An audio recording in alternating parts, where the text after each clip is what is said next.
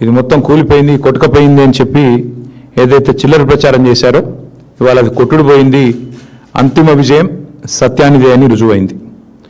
గోబెల్స్ని మించి దుష్ప్రచారం చేసిన ధూర్తులు ఎవరైతే ఉన్నారో వారందరికీ ఇవాళ గుయ్యమనిపించే తీర్పు మన రాష్ట్ర అత్యున్నత న్యాయస్థానం ఇచ్చింది. ముందుగా రాష్ట్ర అత్యున్నత న్యాయస్థానానికి, హైకోర్టుకి మా పార్టీ పక్షాన, మా అందరి పక్షాన, తెలంగాణ రైతాంగం పక్షాన వారికి హృదయపూర్వకంగా నా ధన్యవాదాలు తెలియజేస్తా ఉన్నా.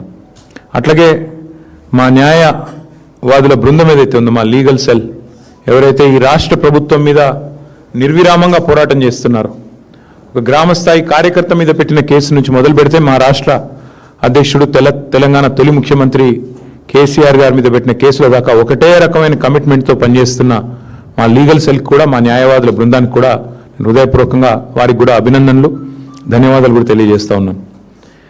మీరు ఒక్క విషయం ఇవాళ అర్థం చేసుకుంటే స్పష్టంగా కనబడేది, అభాండాలు వేసి అబద్ధాల ప్రాపగాండా చేసి మరి ఇష్టం వచ్చినట్టు పిచ్చి ప్రచారాలు చేసిన రాజకీయ రాబందులు ఎవరైతే ఉన్నారో వారికి చెంప చెల్లుమనిపించే విధంగా ఇవాళ తీర్పు రాష్ట్ర హైకోర్టు ఇచ్చింది. ఇవాళ గెలిచింది తెలంగాణ ప్రజలు, ఇవాళ గెలిచింది తెలంగాణ రైతులు, ఇవాళ గెలిచింది దశాబ్దాలుగా కరువు పీడిత ఈ నేలలో గోదావరి జలాలు రావాలి అని తన్లాడిన ప్రతి ఒక్కరు, మా ఆర్ విద్యాసాగర్ రావు గారు కావచ్చు, పెద్దలు జయశంకర్ గారు కావచ్చు, అట్లాగే మిషన్ కాకతీయలో కష్టపడ్డ ఇంజనీర్లు కావచ్చు, ప్రపంచంలోనే అతిపెద్ద లిఫ్ట్ ఇరిగేషన్ ప్రాజెక్టు కాళేశ్వరంలో కష్టపడ్డ ప్రతి కార్మికుడు కావచ్చు, అట్లాగే లక్షలాది ఎకరాల్లో పంట పండి ఇవాళ భారతదేశంలోనే నెంబర్ 1గా తెలంగాణ నిలబెట్టిన ప్రతి రైతు ఇవాళ గెలిచిండు. కుట్రలు కుతంత్రాలు కాంగ్రెస్ ఓడిపోయింది. ఇవాళ తెలంగాణ రైతులు, తెలంగాణ ప్రజలు, తెలంగాణలోని వివేకవంతమైన ఇంజనీర్లు, తెలంగాణ ఉద్యోగులు వారే కదా కష్టపడ్డది, వారందరూ ఇవాళ గెలిచారని చెప్పక తప్పదు.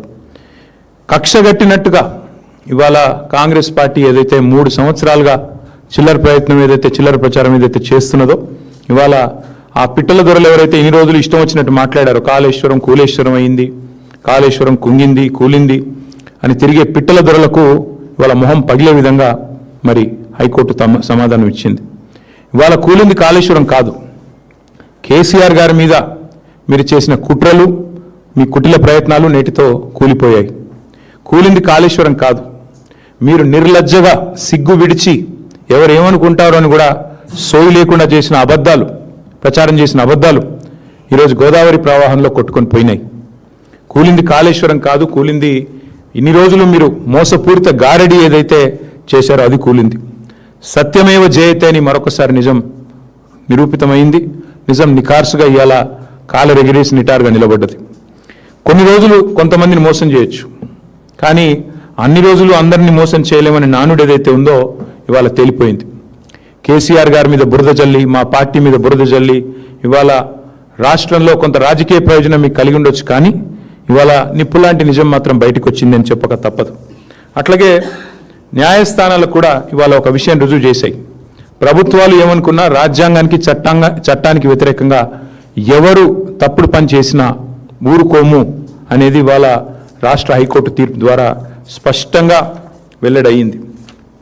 అట్లాగే ఒకటి మాత్రం వాస్తవం, ఇవాళ ఆయన ఎవరిని తెచ్చినా, రేవంత్ రెడ్డి ఎవరిని తెచ్చి ఈ కేసులో వాదింపజేసినా, ఎన్ని కమిషన్లు వేసి కుట్రలు చేసినా, ఎంత అబద్ధాన్ని నిజంగా నమ్మించే ప్రయత్నం చేసినా ఇవాళ తెలంగాణలో పారుతున్న ప్రతి నీటి బొట్టు కేసీఆర్ గారి గొప్పతనానికి సాక్ష్యం అని స్పష్టంగా చెప్పక తప్పదు.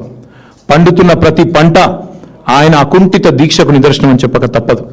కేసీఆర్ గారు కట్టిన కాళేశ్వరం అజరామరం, తప్పకుండా ఇది భూమి ఉన్నంతకాలం, తెలంగాణ రాష్ట్రం ఉన్నంతకాలం, భూమి ఉన్నంతకాలం ప్రాజెక్టు ఉంటుంది. ఈ గోదావరిలో ఈ గోదావరి నది ఈ భూమి మీద పారినంత కాలం ఆయన చరిత్రను, కాళేశ్వరం ప్రాజెక్టు చరిత్రను నీలాంటి అంగుష్ట మాత్రులు మాత్రం ఎన్నడూ తాకను కూడా తాకలేరని చెప్పి కూడా నేను ఈ రాష్ట్ర ముఖ్యమంత్రికి చెప్తా ఉన్నా. మేము మొదటి నుండే చెప్తా వచ్చాం, ఈరోజు కాదు. ఈ పీసీ ఘోష్ కమిషన్ రిపోర్ట్ ఏదో ఇచ్చింది అని చెప్పినాడే నేను చెప్పాను, మా పార్టీ తరఫునే చెప్పాను.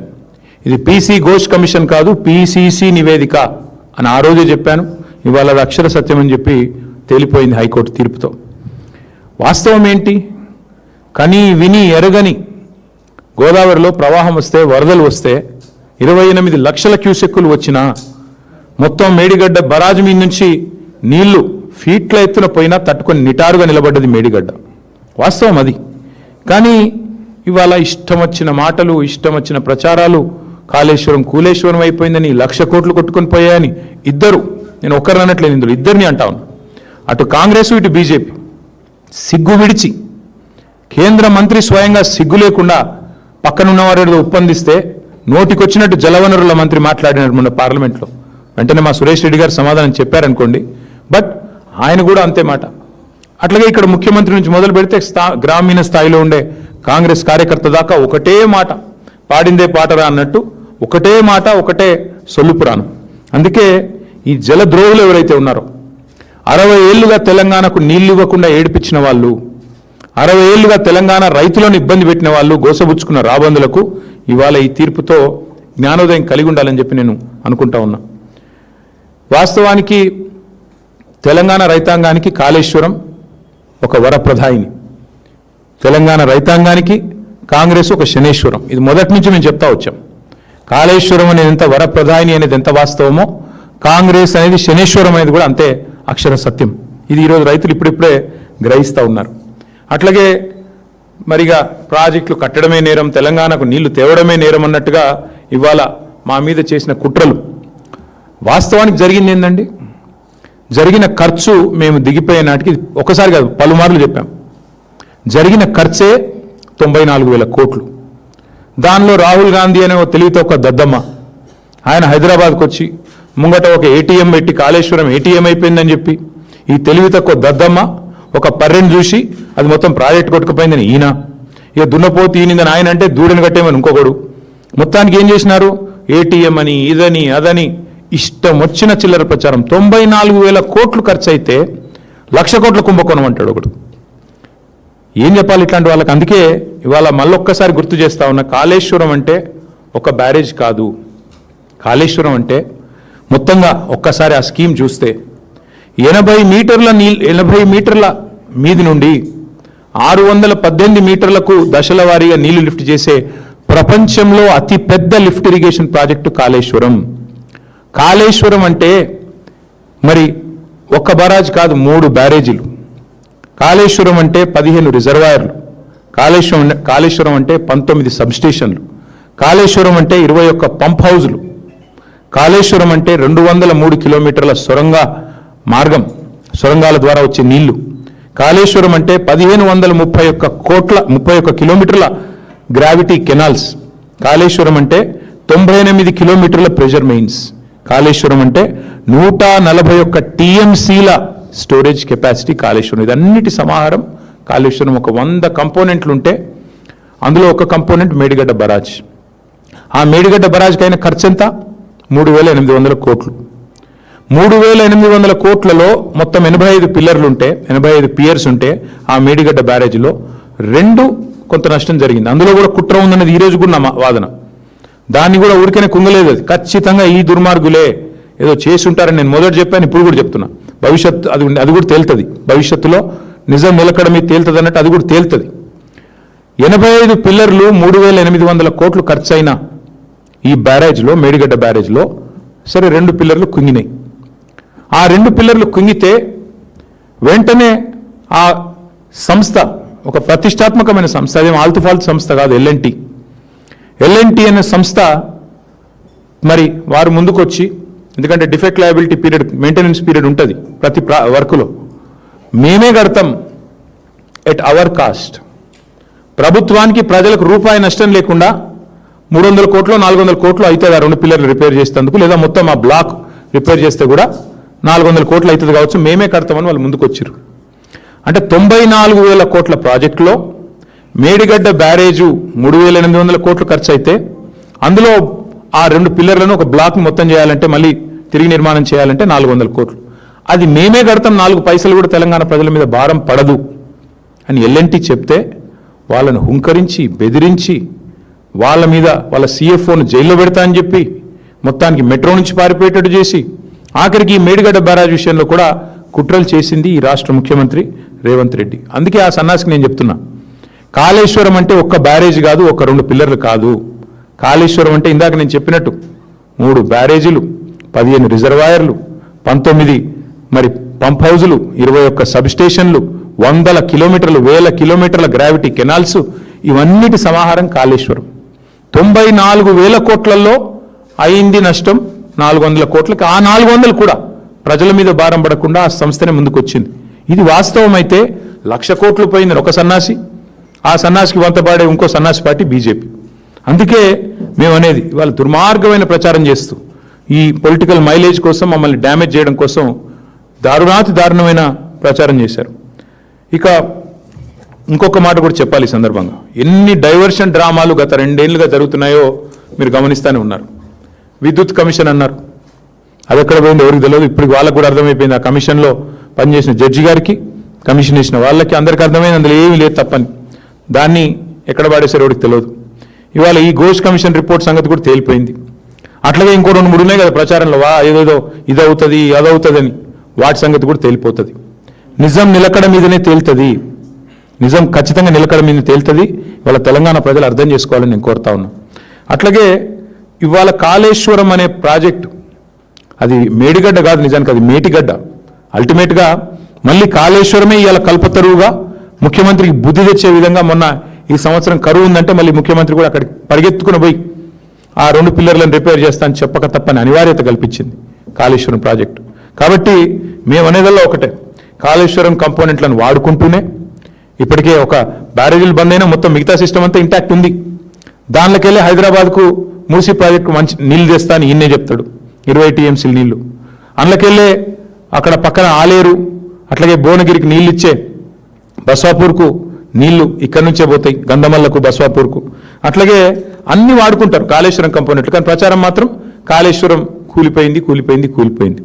ఇవాళ ఒక్క మాట నేను తెలంగాణ రాష్ట్రంలో ఉన్న మా అన్నలు రైతన్నల్ని అడుగుతా ఉన్నా. 2014లో ఈ రాష్ట్రంలో కేసీఆర్ గారు రాకముందు పండిన పంట ఎంత, ఇవాళ ఎంత వరి? ఒక్కసారి ఆలోచన చేయండి, ఎక్కడి నుంచి వచ్చింది అదంతా? 2014లో ఆనాడు సాగునీటి విస్తీర్ణం ఎంత, ఈరోజు ఎంత? ఆ రోజు 24 లక్షల మెట్రిక్ టన్నుల ధాన్యం సేకరిస్తే మేము దిగిపోయినాడు 1.5 మెట్రిక్ టన్నుల ధాన్యం సేకరించినాం. అట్లాగే ఆ రోజు సాగునీటి విస్తీర్ణం 131 లక్షల ఎకరాలు ఉంటే 2023 నాటికి 2.2 కోట్ల ఎకరాలు చేరుకున్న మాట వాస్తవం కాదా? ఇది కాళేశ్వరం మాత్యం కాదా? అట్లాగే ఇంకా విచిత్రమైన విషయం, ఏ ప్రభుత్వం అయితే ఈ బ్యారేజ్ ఎందుకు పనికిరాదని చెప్తుందో అదే ప్రభుత్వం మరి ఈరోజు తుమ్మిడేటి నుంచి సుందిళ్లకు నీళ్ళు ఎత్తిపోస్తామని చెప్పి వాళ్ళే చెప్తా ఉన్నారు. అంటే దీన్ని బట్టి అర్థం చేసుకోవచ్చు ఎన్ని రకాల ప్రచారాలు, ఎన్ని రకాల చిల్లర మాటలు. ఒకవైపేమో కూలిపోయిందంటారు, ఇంకోవైపేమో మల్లన్న సాగర్ నుంచి మూసీకి నీళ్లు తెస్తాం 20 టీఎంసీలు అని చెప్పి 10,000 కోట్లతోని వర్క్ ఇవాళ చేస్తూ ఉన్నారు. అందుకే గంధమల్ల విషయంలో కానీ, మల్లన్న సాగర్ నుంచి హైదరాబాద్ నీళ్లు తెచ్చే విషయంలో కానీ కాళేశ్వరం యొక్క గొప్పతనం ఈ పాటికే రేవంత్ రెడ్డికి అర్థం అయ్యే ఉంటుంది. మరి ఒక్కసారి దయచేసి ప్రజల్ని, రాష్ట్ర రైతాంగాన్ని కూడా నేను ఒక్కసారి ఆలోచించమని కోరుతా ఉన్నా.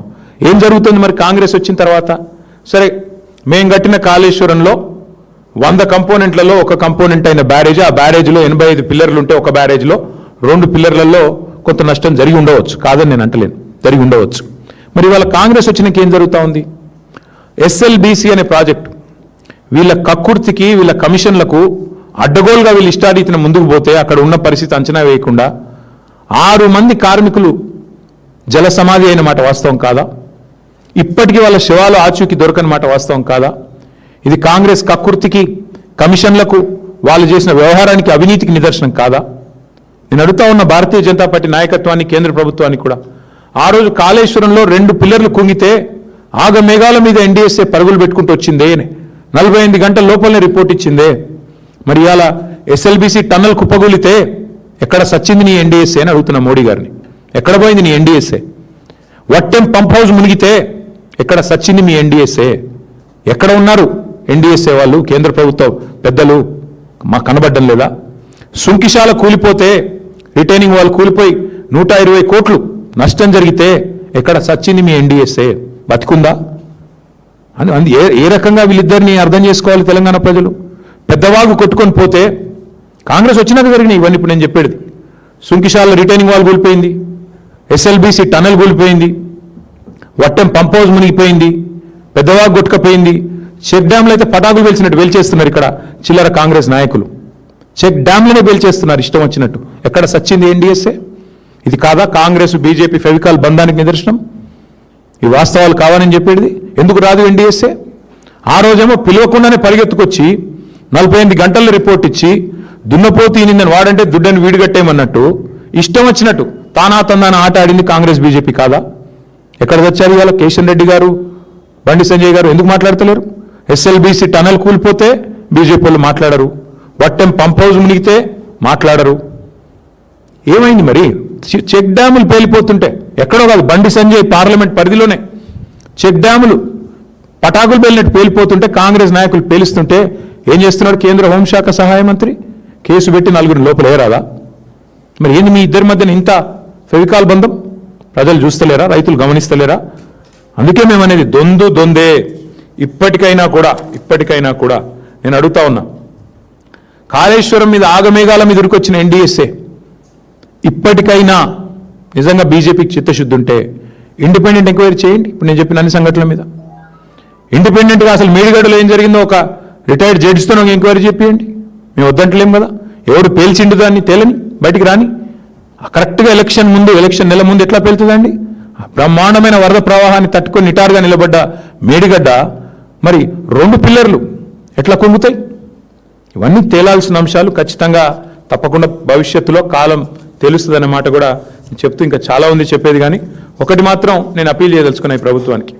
కేసీఆర్ గారి మీదనో మా మీదనో కక్షతో 2.5 ఏళ్ళు మొత్తానికి ఈ రాష్ట్ర రైతాంగాన్ని రాచి రంపాన పెట్టారు, వాళ్ళని ఎండబెట్టారు. సరే, కాలం బాగైంది, మీకు అవసరం పడలేదు కావచ్చు. కానీ ఇప్పుడు మరి ఎల్నీనో ఎఫెక్ట్ ఉంటుంది అంటున్నారు, సూపర్ ఎల్నీనో అంటున్నారు ఇంకొంతమంది. తప్పదు ఇప్పుడు నీళ్ళు లిఫ్ట్ చేయడం. ఇప్పుడైనా బుద్ధి తెచ్చుకోండి. చేసిన రాజకీయం చాలు, చేసిన చిల్లర ప్రచారం చాలు. నిన్నగాక మొన్న మీరు మాట్లాడిన బూతులు అందరం విన్నాం, చెవుల నిండా విన్నాం. ఇక 2.5 ఏళ్ళు మాట్లాడిన బూతులు, కూసిన కారు కూతలు ఇవి చాలు. మా మీద కోపం ఉంటే ఏంటి కేసులే, ఇంకొక 10 కమిషన్లు ఏం వేసుకుంటా వేసుకో. కానీ కోపం రైతాంగం మీద తీసి వాళ్ళని ఎండబెట్టి, వాళ్ళ పంటలు ఎండబెట్టి, వాళ్ళ కరెంట్ ఇవ్వకుండా, రైతు బంధు వేయకుండా, నీళ్ళు ఇవ్వకుండా ఏ రకంగా హింసించడం ఏదైతుందో ఇది ప్రభుత్వానికి తగదు, కాంగ్రెస్ పార్టీకి తగదు. ఇకనైనా లిఫ్టింగ్ స్టార్ట్ చేయండి, ఇకనైనా మీ యాక్టింగ్ బంద్ చేయండి, ఇకనైనా గవర్నమెంట్ మీద దృష్టి పెట్టండి, గాసిప్స్ మీద కాదు. గవర్నెన్స్ మీద దృష్టి పెట్టండి, ఇకనైనా పరిపాలన మీద దృష్టి పెట్టండి, పనికిమాలిన పనుల మీద కాదు అని రేవంత్ రెడ్డి గారు చెప్తూ మళ్ళొకసారి హైకోర్టుకు, అట్లాగే హైకోర్టులో సమర్థవంతంగా వాదనలు వినిపించిన మా న్యాయవాదులకు, అట్లాగే ఈరోజు ఈ మరి గొప్ప తీర్పుని ఆస్వాదిస్తున్న ప్రతి రైతు బిడ్డకు మళ్ళొకసారి హృదయపూర్వకంగా ధన్యవాదాలు, అభినందనలు తెలియజేస్తాం.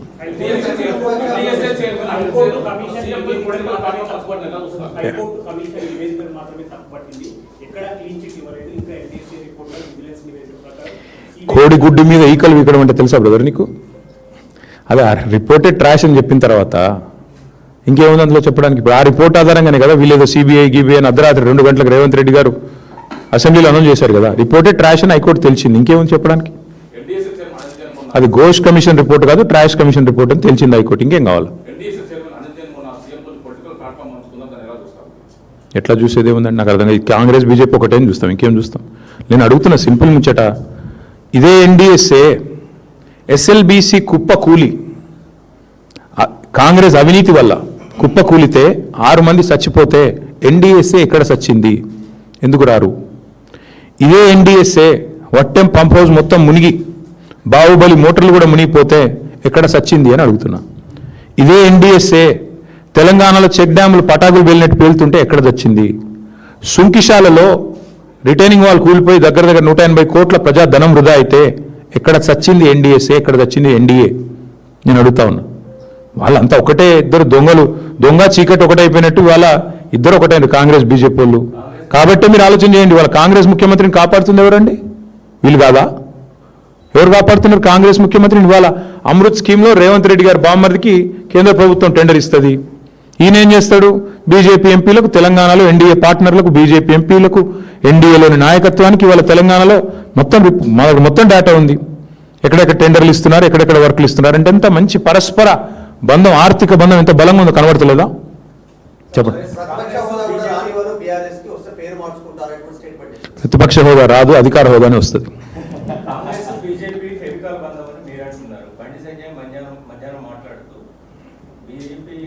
ఒక్కసారన్నా బండి సంజయ్ అంటే ఆయన రేవంత్ రెడ్డిని విమర్శ చేసింది మీరు విన్నారా? మూటలు వెళ్తుంటే పట్టుకోవాల్సింది ఎవరా? మూటలు వెళ్తుంటే కాంగ్రెస్ పెద్దలకు పట్టుకోవాల్సింది ఎవరు? హోంమంత్రినా? దొంగలను పట్టుకుంటాడు ఎవరు? హోంమంత్రి కదా. ఈయన ఏం చేస్తాడు పని? ఆయన కేంద్ర హోంమంత్రిని గుర్తు చేయండి అప్పుడప్పుడు. ఆయనకి ఎంతసేపు కరీంనగర్లో గల్లీలో కార్పొరేటర్ తిరిగినట్టు తిరుగుడు కాదు కదా. అప్పుడప్పుడు ఆయన స్థాయికి దగ్గర పనులు చేయాలి కదా. కేంద్ర హోంమంత్రి అంటే దొంగలను పట్టుకోవాలి. మీ ప్రధానమంత్రి ఏమో వచ్చి పెద్ద డైలాగులు కొడతాడు. తెలంగాణ ఏటీఎం అయిపోయిందని ఆయన డైలాగ్ కొడతాడు. ఏమంటాడు వచ్చి ఆర్ఆర్ ట్యాక్స్ అంటాడు. మరి మీరేం బిగుతున్నారు? మీరే వచ్చి ఒక హోంమంత్రి వచ్చేమో ఏటీఎం అయిపోయింది తెలంగాణ అంటాడు ఏఐసిసికి, నువ్వేమో మూటలు పోతున్నాయి అంటావు. మీ ప్రధానమంత్రి వచ్చి ఆర్ఆర్ ట్యాక్స్ అంటాడు. మరి ముగ్గురు కలిసి ఏం చేస్తున్నారు? మీరు దేశాన్ని నడుపుతున్నారా లేకపోతే గాడుగులు తోలుతున్నారా? ఏం చేస్తున్నారు చెప్పమను. 2.5 ఏళ్ళు అయింది. ఈ రక్షణ మంత్రి, సహాయ మంత్రి రేవంత్ రెడ్డికి సహాయం చేయడం తప్ప ఆయన ఇంతవరకు చేసింది ఏమైనా ఉందా ఈ రాష్ట్రానికి? ఒక్క పైసా పని ఎక్కనన్నా? మా వేములవాడ గుడి నిన్న అదేదో దివ్య భారత్ స్కీమ్లో అలా చేరనేలేదట. నీ పార్లమెంట్ పరిధిలో ఉండే గుడి సంగతి నీకు దిక్కులేదు, ఖయాల్ లేదు. ఎంతసేపు రేవంత్కు రక్షణ కవచంలాగా గోడగా నిలబడాలి. చెప్పు, చిత్తశుద్ధి ఉంటే బండి సంజయ్ని, కిషన్ రెడ్డి నేను అంటున్నా చెయ్యి. అమృత్ స్కీమ్ మీద విచారణ చెయ్యి. ఎట్లా వస్తుందండి రేవంత్ రెడ్డి బామ్మరిదికి అమృత్ స్కీమ్లో వీళ్ళ పెద్దల పాత్ర లేనిది? ఎట్లా వస్తుంది? సింగరేణిలో ఈయన బామ్మరిది చేస్తున్న కుంభకోణాలు మొత్తం మేము బయట పెట్టాం. ఎందుకు విచారణకు ఆదేశించారు బీజేపీ వాళ్ళు? ఎవరు కాపాడుతున్నాడు రేవంత్ రెడ్డిని? అంతెందుకండి వాళ్ళు, నేను అంటున్నా ఓటుకు నోటు కేసు ఉంది, రైట్? అజ్మల్ కసబ్ అనేటోడు తీవ్రవాది అనేది ఎంత స్పష్టంగా కెమెరాల్లో దొరికిండో, అజ్మల్ కసబ్ అనేటోడు తీవ్రవాది హంతకుడు అనేది ఎంత వాస్తవమో, రేవంత్ రెడ్డి దొంగ అనేది అంతే వాస్తవం. ఆయన కూడా కెమెరాల్లో దొరికిపోయాడు. కసబు కెమెరాల్లో దొరికిండు, రేవంత్ రెడ్డి కూడా కెమెరాల ముంగటనే దొరికిండు. ఏమైంది మన కేసు? ఎందుకు పర్సూ చేయట్లేదు కేంద్ర ప్రభుత్వం? పర్సూ చేయాలి కదా. మీ సాలిసిటర్ జనరల్ ఏం చేస్తున్నాడు? అడిషనల్ సాలిసిటర్ జనరల్ ఏం చేస్తున్నాడు? ఏం జరుగుతుంది? ఎవరిని ఎవరు కాపాడుతున్నారు? కనబట్లేదు అందరికీ? తెలుసు బ్రదర్, అక్కడ ఏం జరుగుతుందో కూడా తెలుసు. ఎన్ని రకాల మేనేజ్మెంట్లు నడుస్తున్నాయో మాకు కూడా తెలుసు. అన్నీ బయటకు వస్తాయి. టైం ఉంది అన్నిటికీ. ఎవరిని ఎవరు కాపాడుతున్నారు, ఎన్డీఏ భాగస్వాములు ఎట్లా రేవంత్ రెడ్డికి అండగా రక్షణ కవచంలా నిలబడుతున్నారు, టైం వస్తుంది అన్నిటికీ, అన్ని బయటకు వస్తాయి. ఇప్పటికే తగలబెట్టిన కోట్ల రూపాయలు దండగా అంటే మళ్ళీ మీదికెళ్ళి సుప్రీంకోర్టు.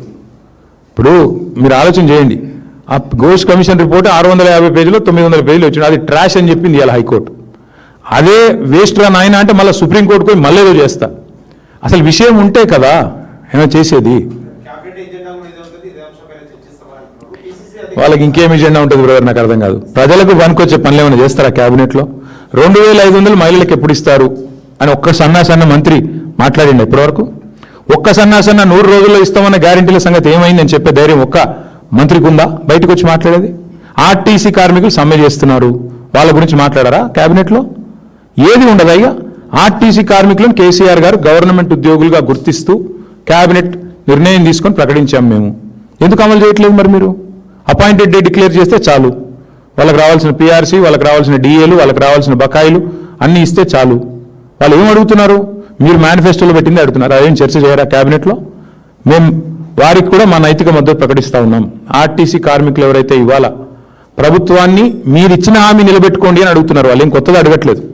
వారికి కూడా మా పార్టీ తరఫున నైతిక మద్దతు ప్రకటిస్తున్నాం.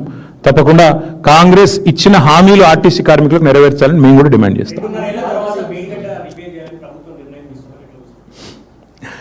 బుద్ధి వచ్చింది అనుకుంటున్నాం, ఏమనుకోవాలి బ్రదర్? నేను అది మేము మొదటి నుంచి చెప్తున్నాం కదా బ్రదర్, టైంపాస్ చేసింది చాలు, బుద్ధి తెచ్చుకొని రిపేర్ చేయండి అని చెప్పినాం. ఆఖరికి ముఖ్యమంత్రి గారికి బుద్ధి వచ్చిందేమనుకుంటే బుద్ధి రాలేదు, బూతులు వస్తున్నాయి మళ్ళీ ఆయనకి. మేడిగడ్డ పోయాడు, కేసీఆర్ గారు జగిత్యాలలో మీటింగ్ పెట్టుకుంటే ఈయన కూడా పోటీ సభ పెట్టిండు. పోటీ సభ పెట్టి ఏం సాధించిండు? ఇజ్జత్ అంతా తీసుకున్నాడు. ఆడ కూర్చున్నోళ్ళు ఇంటలేరు, టీవీలో ఎవరు చూస్తలేరు, ఈయన కంఠశోష బూతులు తప్ప ఇంకేం లేదు ఆడ. ఏమున్నా చెప్పండి? ఏముంది చేసింది చెప్పుకోనికే? ఏమీ లేదు. ఆడపోయి మరి కనీసం ఆ నీళ్ళు నెత్తిమీద జల్లుకొని క్షమాపణ చెప్పినా అయిపోయేది. గోదావరి నీళ్ళు నెత్తిమీద జల్లుకొని కాళేశ్వరం నీళ్లు, అది కూడా చేయలేదు. మళ్ళీ అదే బూతులు, అదే వరస, అదే ఒరవడి. ఏం లాభం దాంతో? పొన్నం ప్రభాకర్ గారు అంటే నాకు గౌరవం ఉంది. దయచేసి పొన్నం ప్రభాకర్ గారు నేను రిక్వెస్ట్ చేస్తా ఉన్నా, అన్న మీరు పని చేయండి, మేనిఫెస్టో చైర్మన్ మన శ్రీధర్ బాబు గారు, మన జిల్లా మంత్రి గారే, మేనిఫెస్టోలో 28 పేజీలో ఏం రాసిండో ఆర్టీసీ కార్మికులకు ఒకసారి పొన్నం ప్రభాకర్ గారు చూడాలని నా విజ్ఞప్తి. వారు అడుగుతున్నది 2.5 ఏళ్ళ తర్వాత ఆర్టీసీ కార్మికులు పాపం ఓపిక పట్టిండ్రు. సగం టైం అయిపోయింది, మీకు సగమైంది, 60% ఒడిచిపోయింది, 3 బడ్జెట్లు ఒడిచిపోయినాయి. ఇక నువ్వు ఇప్పుడన్నా కనీసం ఆ మేనిఫెస్టోలో ఏం రాసిరో మీరు చదువుకోండి. మీ శ్రీధర్ బాబు ఏం రాసిండో పొన్నం ప్రభాకర్ అన్న చదువుకోవాలి. చదువుకొని మరి పొన్నం ప్రభాకర్ గారికి ఆర్టీసీ మంత్రి వస్తుందని చెప్పి ముందే కుట్రవన్నీ ఏమైనా చేసిండో శ్రీధర్ బాబు గారు నాకు తెలియదు, మేమైతే చేయలేదు. Thank you. कैलाशवरम प्रोजेक्ट बहुत बड़ा प्रोजेक्ट है, आपने भी कहा, मगर कांग्रेस जब से हुकूमत में आई बार-बार बोल रही है कि कैलाशवरम प्रोजेक्ट जो है बीआरएस पार्टी पे सबसे ज्यादा एलिगेशन उसको ही लेके लगे, तो क्या बीआरएस भाई नहीं सुनिए, एक आदमी है, इसका नाम है राहुल गांधी. वो हिंदुस्तान में ऐसे लीडर इससे पहले था नहीं कभी, आगे भी शायद नहीं रहेंगे. उस लीडर को इन्होंने गुमराह कर दिया.